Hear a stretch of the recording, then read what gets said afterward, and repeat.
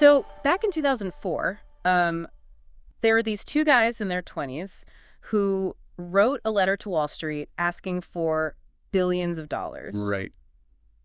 Which is already bold. Yeah, but in that same letter, they basically told those massive institutional investors, we are going to do strange things with your money, you'll have no power to stop us, and you might lose it all. And the craziest part, Wall Street, which is like the most risk-averse, control-obsessed machine on the planet, they gave them the money anyway. They actually did. Welcome to today's deep dive, everyone. We are so thrilled you're joining us because our mission today is to, completely unpack the DNA of one of the most influential companies in human history. Yeah, we're diving into Google. Exactly. And we are exploring this fascinating archive of primary sources spanning over 2 decades of their history. We've got their highly unconventional 2004 IPO prospectus, the Form S-1. Which is a gold mine. It really is. Plus, we have historical internal blog posts celebrating massive milestones for things like Android, Chrome, and Maps. And we also have the original 2006 press release for the YouTube acquisition, right? Yep, got that too. Along with these deeply revealing letters from leadership, including the 2015 Alphabet restructuring announcement and Sundar Pichai's recent 25th anniversary reflections. These documents aren't just like corporate PR fluff.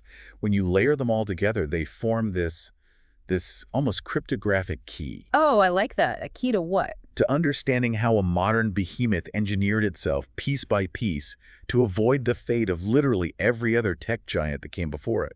Right, because how did a quirky search engine founded in a Menlo Park garage during the era of, dial-up internet and MTV's Total Request Live, how did that transform into an alphabet-sized behemoth pioneering artificial intelligence? It's a massive leap. It is. So we're going to connect the dots between their earliest financial philosophies and their biggest technological leaps to show you exactly how they engineered their own evolution. I can't wait. Okay, let's unpack this. Let's go all the way back to that 2004 IPO prospectus. Right, the S1. Yeah. To understand how wild this was, I want you, the listener, to put yourself in the mindset of the tech industry at that time. The dot-com bubble had burst just a few years earlier. It was a bloodbath. Exactly. Investors had been completely burned by companies like Pets.com that had, Super Bowl ads, but absolutely no actual business model. Wall Street was terrified of Silicon Valley. Right. They wanted safe bets. And into this completely paranoid environment walk founders Larry Page and Sergey Brin. Usually an S1 is the most dry, legally filled document you can imagine, right? It's designed to reassure nervous bankers. Oh, absolutely. It's usually just boilerplate text. But instead, they include this letter called an owner's manual. And right out of the gate, they declare, and this is a direct quote, "Google is not a conventional company. We do not intend to become one." Which is just such a flex. Yeah. And setting that boundary immediately was a profound strategic maneuver. How so? Well, by invoking the concept of an owner's manual, they were directly referencing Warren Buffett. Oh, right. Buffett famously wrote those manuals for Berkshire Hathaway shareholders. Exactly. So they were signaling to the market that they viewed their company as a long-term compounding machine, not just some, short-term tech trade to be flipped. Right. They explicitly stated they would not smooth out earnings to make quarterly results look predictable for analysts. If a quarter was messy because they were investing heavily, well, the market would just have to deal with it. Deal with it. I love that. And they backed up that talk with a corporate structure that literally stripped power away from the incoming investors. The dual-class structure. Yes. They introduced a dual-class voting structure. So you had Class A shares for the public, which got 1 vote per share, and then Class B shares for the founders and insiders, which got 10 votes per share. Meaning they could never be outvoted. Exactly. They explicitly said this was to maintain control and protect their long-term focus. Plus, they didn't even have a traditional CEO setup at first. They operated as this triumvirate with CEO Eric Schmidt. Right. They brought him in because he had a PhD in computer science and could actually, speak their language while handling the business side. Yeah, the adult supervision. Yeah. But I have to push back a little here on the founders.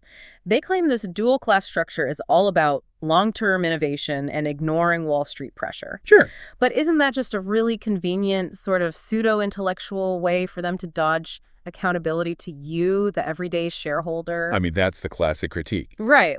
They take the public's money, but they build a fortress, so they never actually have to listen to the public's opinion. It's a fair point. The criticism of dual-class shares is entirely valid. Corporate governance advocates absolutely hate it, for exactly the reason you just mentioned. Because it's undemocratic. Inherently undemocratic, yeah. However, if you look at the historical context of the tech industry back then, founders who lost control of their boards often saw their companies completely gutted for short-term profit. Whoa, like Apple firing Steve Jobs in the 80s. That is the ultimate cautionary tale. By utilizing the dual-class structure, Page and Brin were insulating themselves from that classic Wall Street life cycle. What life cycle is that? You know, the one a company goes public, it hits a rough patch, the board panics, they fire the visionary founders, and they bring in a turnaround CEO. Ah, yeah. And that CEO just slashes R&D to boost the stock price for a few quarters. Exactly. And then the company ultimately dies because they stopped innovating. This structure gave Google the financial fortitude to take massive, unprecedented risks. Because no one could fire them. Right. In that letter, they actually warned investors they would fund projects that had like a 10% chance of earning $1 billion over the long term. A 10% chance? Yeah. A traditional board of directors would absolutely fire a CEO for spending billions on projects with a 90% failure rate. This structure was literally a prerequisite for moonshot innovation. The audacity to write, "Do not be surprised if we place smaller bets in areas that seem very speculative or even strange," right there in an SEC filing is just incredible to me. It really is. But the structural rebellion didn't stop there. The way they priced the IPO was completely alien to Wall Street, too. Instead of letting investment banks set the price and hand out shares to their favorite wealthy clients, Google used a Dutch auction process. Which infuriated the banks. Oh, I bet. To me, it's like a bouncer at an incredibly exclusive club, right? But instead of letting in the flashy people who just want to be seen, this bouncer forces everyone in line to write down exactly what they think the cover chart should be. Based on actual math. Right, based on their own math. And then the bouncer only lets in the people whose numbers make sense. They specifically designed this to avoid the hype-driven winner's curse of the dot-com bubble. And that winner's curse is a vital economic concept to understand here. Break that down for us. So in a traditional auction, if you win purely because you bid higher than anyone else, there's a statistical probability that you drastically overpaid. Because no one else thought it was worth that much. Exactly. You valued the asset higher than the collective wisdom of the entire market. During the late 90s, tech IPOs were intentionally underpriced by investment banks. So they would pop on the first day. Right. The stock would hit the market, rocket up 300% on day one due to manufactured scarcity and hype, and then the people who bought at the peak would lose everything when the reality of the company's financials set in. Yikes. So how did the Dutch auction fix that? A Dutch auction bypasses the hype machine entirely. Investors submit bids for how many shares they want and at what price. The company then works backward from the highest bids until they've allocated all the shares. Okay, so they find the exact price where supply meets demand. Yes, finding the exact clearing price. And then everyone pays that single clearing price. It basically democratized the IPO, allowing regular retail investors to participate on the exact same footing as massive institutional funds. That is so smart. And they also codified their culture right there in the SEC filing. They talked about the "don't be evil" mantra, promising objective search results that were completely free of paid ranking manipulation. Right, organic results only. Yeah, and they formally outlined their policy of encouraging employees to spend 20% of their time on personal projects, which, by the way, birthed huge things like Google News. It was a very utopian vision. It was, but let's be honest for a second. They could only afford to act this defiantly, They could only afford to tell Wall Street how things were going to be because they had an absolute cash machine running in the background. Oh, the defiance was completely subsidized by the most efficient economic engine ever built in the history of media. Let's dig into that financial data from the S1 because it is staggering. I want you listening to put yourself back in the late 90s, September 1998 specifically. A very different world. Totally. Mark McGuire and Sammy Sosa are battling for the home run record. Aerosmith's "I Don't Want to Miss a Thing" is playing on the radio. Dial-up modems are literally screaming in living rooms. I can hear the sound right now. Right. So in 1999, Google had a mere $220,000 in net revenues. Basically nothing in corporate terms. Nothing. But fast forward just 4 years to 2003, and their revenue exploded to over $961 million. Almost $1 billion in 4 years. It's mind-blowing. And culturally, our sources show they maintained this playful kind of college campus atmosphere while this massive financial explosion was happening. Oh, yeah, the lava lamps and the bouncy balls. Exactly. I mean, they launched Gmail as an April Fool's joke in 2004, offering a full gigabyte of storage when Hotmail and Yahoo were giving you like 2 megabytes. People genuinely thought it was a prank because a gigabyte seemed impossible. Yeah. And we also read that they literally lost a pet snake named Kaiser in their New York office in 2007, just wandering around. But underneath all those lava lamps and free cafeterias was a relentless, just cold-blooded focus on their PageRank technology. And PageRank was the fundamental breakthrough. That's what separated them from early competitors like AltaVista or Yahoo. Because before Google, search engines mostly worked by just counting keywords, right? Yeah, exactly. If you typed bicycles, the engine literally just looked for a web page that had the word bicycles written on it 500 times. Which is incredibly easy to spam. You just hide the word in white text at the bottom of the page. Precisely. It was a terrible user experience. Page and Brin looked at the web differently. They applied the academic model of citations to the internet. Like footnotes in a research paper. Right. In academia, a research paper is considered important if a lot of other papers cite it. PageRank treated every single hyperlink on the internet as a vote. Okay, so if page A links to page B, it's voting for page B's quality. Exactly. But the algorithm went deeper than that. A vote from a highly trusted, important page like CNN or a university weighed exponentially more than a vote from a random spam site. Oh, so it's not just a popularity contest. No, it's an authority contest. It was a query-independent technique that mapped the underlying authority of the entire internet before you even typed a single word into the search box.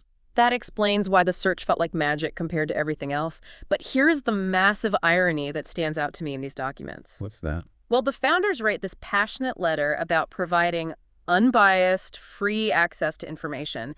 Yet, as of 2003, 95% of their nearly billion-dollar revenue came from advertising. Yeah, it's a stark contrast. They were essentially a gargantuan ad agency disguised as a tech utopian project, weren't they? The contradiction is definitely real. But to understand their success, you really have to look at the mechanics of the AdWords auction system they built. Right, because they didn't just slap banner ads on a page like Yahoo was doing. Not at all. They re-engineered the very concept of advertising.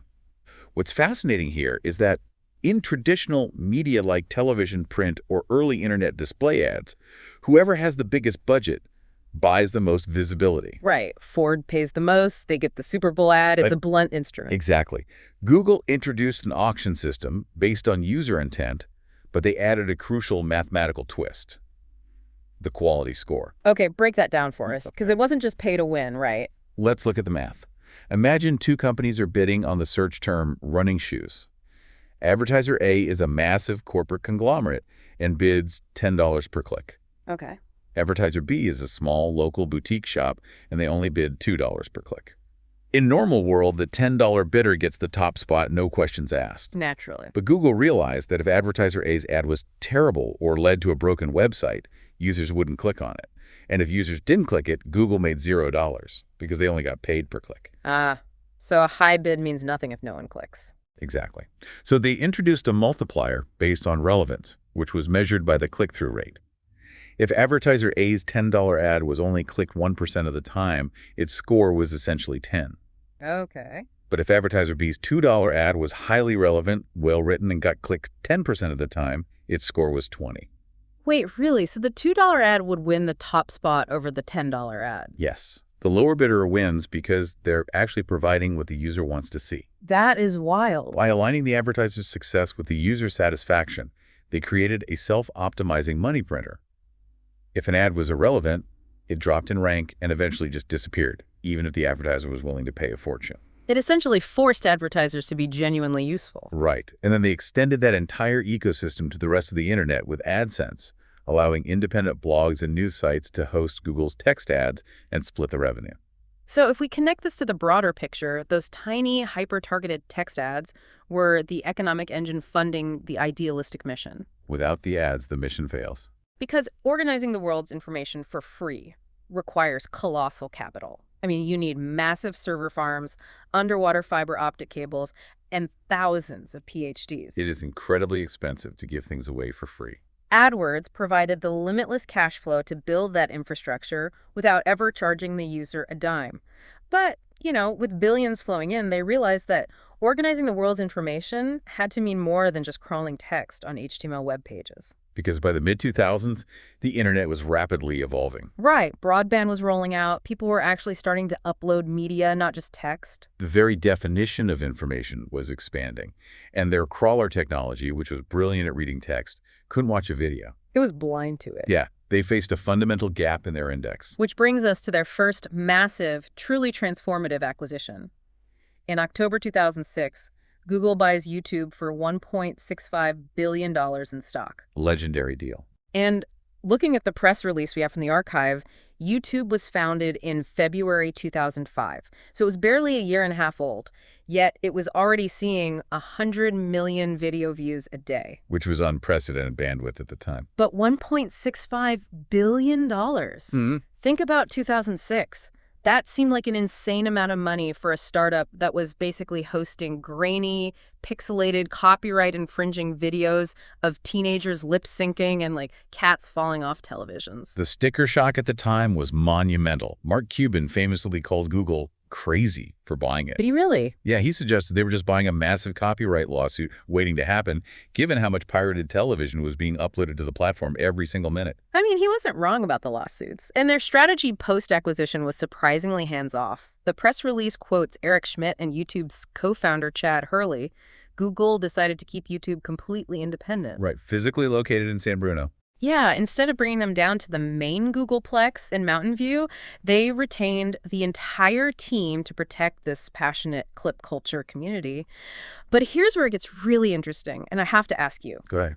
Google is a company filled with the absolute best software engineers on the planet. They literally already had their own competing product called Google Video.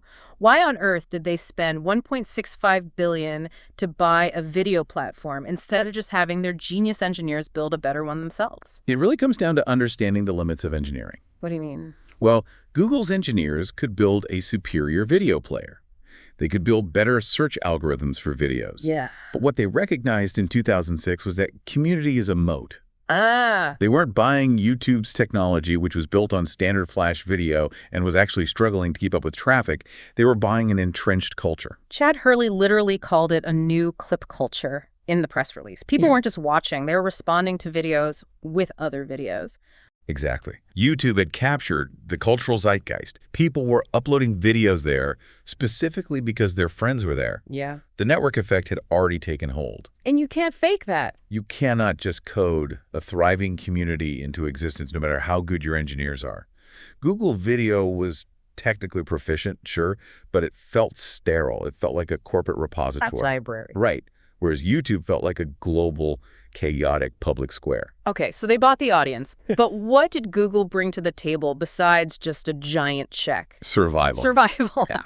YouTube was growing so fast that their server bandwidth costs were astronomical. They were bleeding cash trying to host 100 million video views a day, and they had absolutely no idea how to make money off of it. Because they had no ad infrastructure. None. Furthermore, the massive media conglomerates were gearing up to sue them into oblivion over copyright infringement, just like Mark Cuban predicted. So they needed a protector. The synergy was perfect. YouTube provided the massive, highly engaged audience and the cultural relevance. Yeah. Google provided the world's most sophisticated server infrastructure to actually handle the traffic without crashing. Plus the search expertise to organize millions of unstructured videos. Exactly. And the legal muscle to negotiate with Viacom and Universal. And crucially, the AdWords relationships to actually monetize that traffic. So they matched the ultimate audience with the ultimate monetization engine. And by keeping them in San Bruno, they ensured the sterile, data-driven Google corporate culture didn't accidentally crush the weird, chaotic, creative energy that made YouTube successful in the first place. It was a very delicate integration. But, capturing all the text on the internet and capturing all the video on the internet still created a new bottleneck. Right, because the hardware was shifting. Exactly. People weren't just sitting at desktop computers in their offices anymore. The world was becoming mobile. Google realized that if they didn't map the physical world, and if they didn't control the very window through which you view the web, someone else would choke off their access. The battlefield shifted from what was on the internet to how you access the internet. Let's look at the historical blogs reflecting on 15 years of Maps and 10 years of Chrome, because this is a huge pivot. It really is. Chrome was launched in 2008, and it was famously introduced via a comic book drawn by Scott McCloud, which is just so deeply Google explaining sandboxing and JavaScript engines through cartoons. Nerd culture at its finest. Truly. And Maps evolved at a breakneck pace. By 2007, they introduced real-time traffic updates.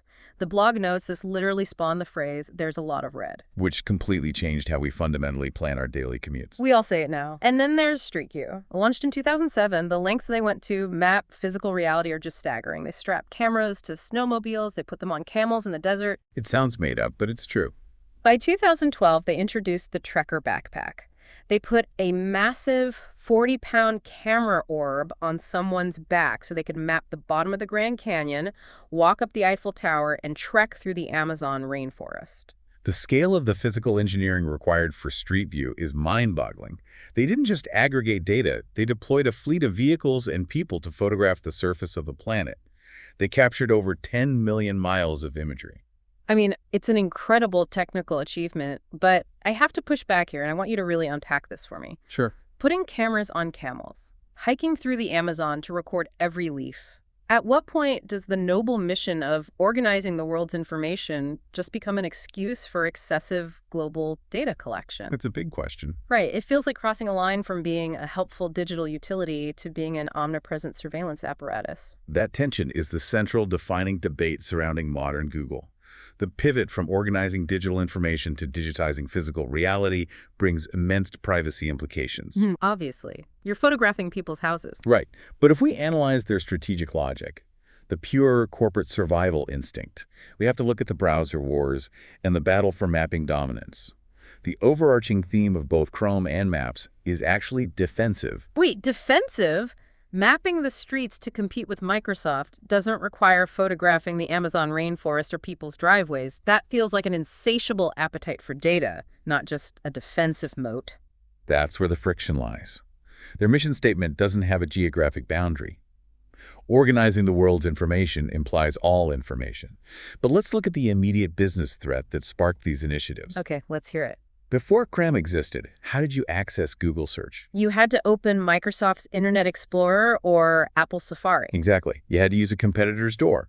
If Microsoft decided one day to make Bing the unchangeable default search engine on Internet Explorer, or if Apple blocked Google on Macs entirely, Google's entire revenue stream could be choked off overnight. Oh, wow. By building Chrome, they built their own unblockable gateway to the Internet. Ah, so they built the door so no one else could lock it. Precisely. They commoditized the browser to protect the search engine. They made Chrome incredibly fast, secure, and crucially open source through the Chromium project. Which ensured the web remained an open platform where Google search could thrive. Exactly, and Maps is the exact same defensive logic applied to physical reality. How so? They realized that mobile phones were going to become the primary way people interacted with the world.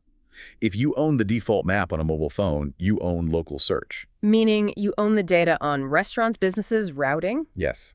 If Apple or Microsoft owned the map, they would own the local advertising revenue. By building Maps and Street View, Google stopped being just a destination on the web. They became the underlying infrastructure of the web itself and the infrastructure of how you navigate reality. So if you want people to search for a local coffee shop on their phone and click on an ad for that coffee shop, you have to be the literal map they are holding when they walk down the street. Right. It's about owning the context of the search. That makes total sense. But having the best browser and the best map in the world doesn't secure your future if you don't control the actual piece of hardware sitting in the user's pocket. Absolutely not. And the launch of the iPhone in 2007 was an extinction-level event for anyone who didn't control mobile hardware. Which brings us to perhaps their greatest strategic coup. We're looking at a blog post celebrating a decade of Android posted in 2018. Android is a fascinating story. It really is. The post traces Android from its very first version, the T-Mobile G1, which ran Android 1.0. It was so early it didn't even have a dessert name yet. Just 1.0. Yeah, it was just a basic interface with a physical slide-out keyboard because they were still hedging against BlackBerry. But then the journey really begins. Cupcake brought virtual keyboards, opening the door to full touchscreens. A huge leap. Donut brought the quick search box directly to the home screen. Eclair brought turn-by-turn navigation, putting those maps we just talked about into your car for free. Which completely destroyed the standalone GPS industry overnight, by the way. Garmin and TomTom were devastated. Totally. Then Froyo introduced voice actions. KitKat brought the OK Google wake word. Lollipop gave us material design. And by Android 9 Pie, they were using AI for battery management and digital well-being. The evolution from a rudimentary operating system to an AI-driven global platform is just remarkable. It's like they started with a basic digital Swiss Army knife and systematically built a pocket supercomputer one dessert at a time. That's a great way to put it. And by 2018, the blog notes Android powered over 2 billion active devices worldwide. But here is the thing that always blows my mind, and I want you to explain the underlying mechanics of this to the listener. Sure. Android is an open source platform.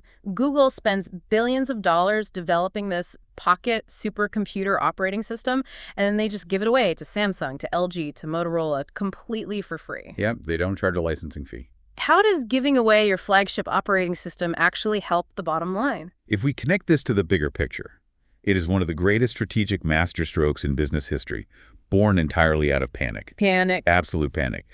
When Steve Jobs unveiled the iPhone in 2007, Google executives were watching the keynote, and they realized their current mobile strategy was instantly obsolete. Because the iPhone was just leads ahead. Apple had just redefined what a computer was.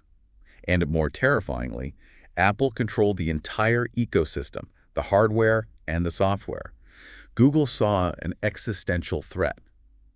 If Apple controlled the mobile ecosystem, Apple would control how the world accessed information. Which is the exact same threat as Microsoft controlling the web browser in the 90s. The exact same threat. Google knew they didn't have the hardware manufacturing expertise to build an iPhone killer overnight. So they changed the rules of the game. What did they do? They created the Open Handset Alliance. They took Android, made it completely open source, and offered it for free. Yeah. And what happens next is driven entirely by corporate incentive. Okay, walk me through that.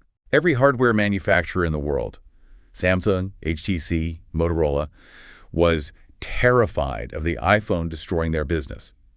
Suddenly, Google hands them a world-class, free, touchscreen operating system they can just slap onto their phones to compete. Wow. It saved the hardware manufacturers billions in R&D. Precisely.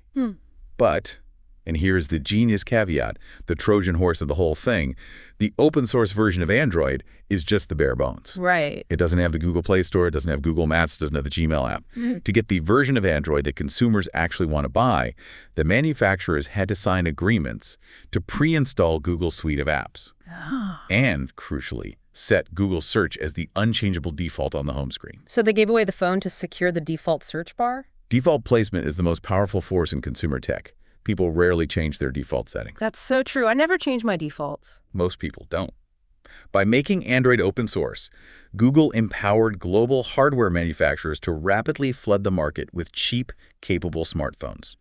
They ensured that Google's core revenue drivers, Search, Maps, YouTube, Chrome, were front and center on billions of non-Apple devices. So it was originally a defensive play to ensure they weren't locked out of the mobile transition. But it became their greatest defensive asset. They colonized the mobile world by giving away the roads for free, as long as every road led directly to a Google billboard. Wow, that is brilliant. Okay, so let's take stock of where we are. We've covered a lot of ground. We really have. By 2015, Google has conquered search. They've conquered video with YouTube. They've mapped the physical globe. They dominate web browsing with Chrome, and they dominate mobile phones with Android. A total monopoly on attention, basically. But they aren't stopping. They are experimenting with self-driving cars through Waymo, internet beaming balloons called Project Loon, life extension biotech with Calico, and drone delivery with Wing. The ambition was just outgrowing the container. Exactly. The traditional corporate structure of a tech company was literally buckling under the weight of this ambition, and it was creating massive friction with the very Wall Street investors they had warned back in 2004. Which leads us to the Alphabet restructuring. Yes. We are looking at a letter from August 2015 written by Larry Page, famously titled G is for Google.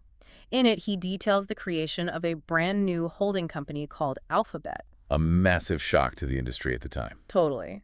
Google, the massive behemoth we all know, actually shrinks down to become just a wholly owned subsidiary of Alphabet.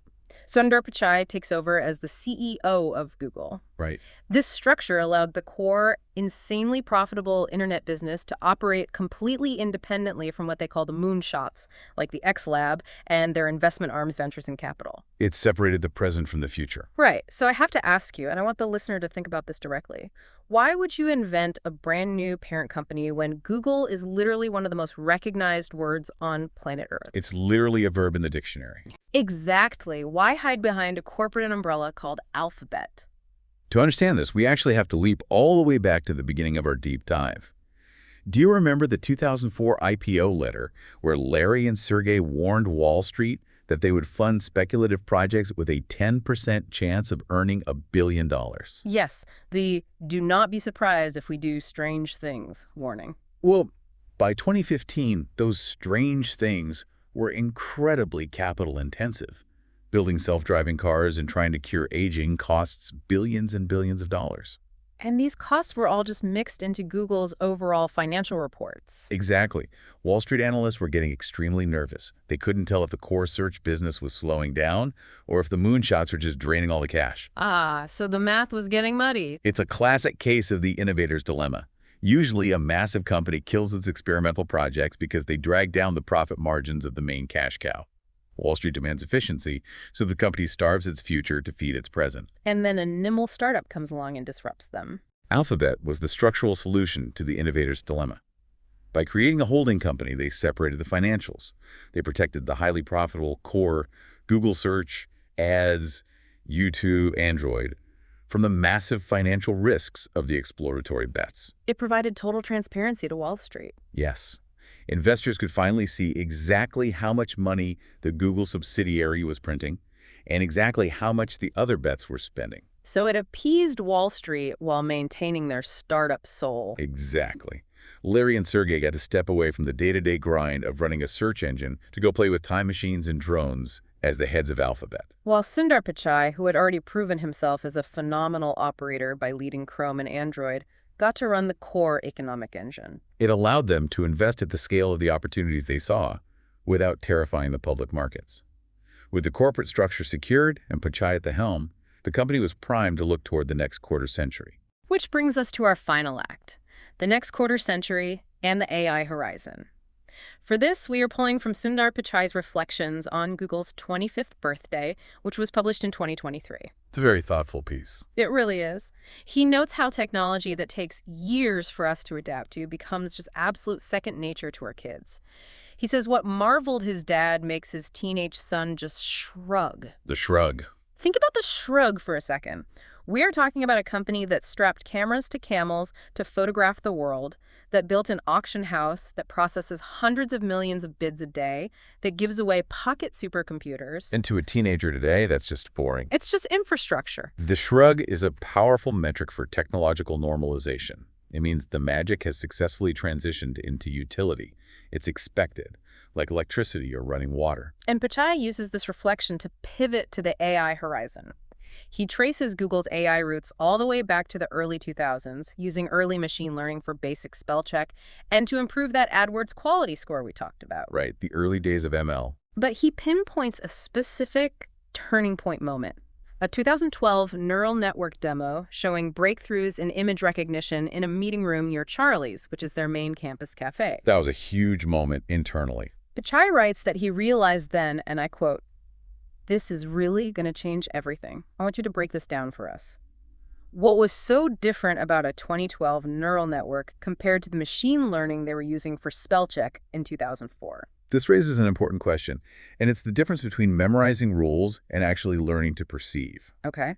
Early machine learning, like the spell check algorithms, were largely rules-based statistical models. You fed the computer a dictionary and rules of grammar, and it flagged anomalies. It just followed instructions. Right. But the 2012 breakthrough Pichai is referencing involves deep neural networks, specifically a model called AlexNet. Instead of giving the computer rules about what a cat looks like, telling it to look for pointy ears and whiskers, researchers fed the neural network raw pixels from millions of YouTube thumbnails. And let the system figure out the patterns itself. Yes. The neural network adjusted the weights of its own artificial neurons until it could independently recognize a cat without human rules. Oh, wow. So it moved from following a script to pattern recognition. It was a leap from computation to cognition, and this fundamentally altered the trajectory of the company. AI isn't just a new product feature for Google. It is the inevitable conclusion of their original foundational mission. Organizing the world's information. Think about it. When Larry and Sergey wrote that IPO letter in 2004, organizing the world's information meant crawling text and using PageRank to give you a list of 10 blue links. Right. That was version 1.0. But if your mission is truly to make information universally accessible and useful, a list of links is incredibly inefficient. You're making the user click through 5 websites to synthesize the answer themselves. Which takes time and effort. Having an artificial intelligence that can actually understand the nuance of your question, read those 5 websites instantly, synthesize the diverse sources, and generate a customized conversational answer for you, that is the ultimate realization of the 1998 goal. So AI is the tool they've been trying to build for 25 years. Exactly. Okay, let's take a breath and recap this incredible journey. It's a lot to take in. It is. We started in a 1998 garage with a quirky pair of founders who wrote a defiant IPO philosophy to protect their right to take massive risks. They bypassed Wall Street gatekeepers with a Dutch auction. They built a financial engine with AdWords that penalized bad advertising.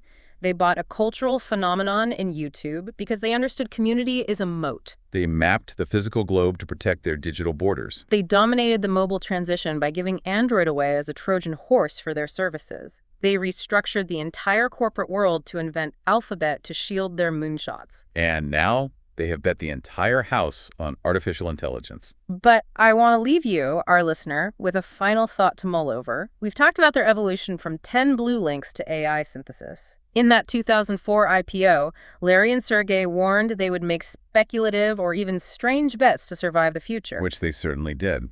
As AI rapidly advances to give us direct, synthesized answers rather than a list of web pages to click on, will the Google of 2048 even resemble a search engine at all? Or will the very concept of searching for information become an obsolete idea of the past, replaced entirely by an omnipresent digital assistant that anticipates what you need before you even know to ask for it? A completely invisible infrastructure, from a dial-up search bar to the air that we breathe. Thank you for joining us on this deep dive. Keep exploring the history of the tech you use every day, keep asking questions, and we'll catch you next time.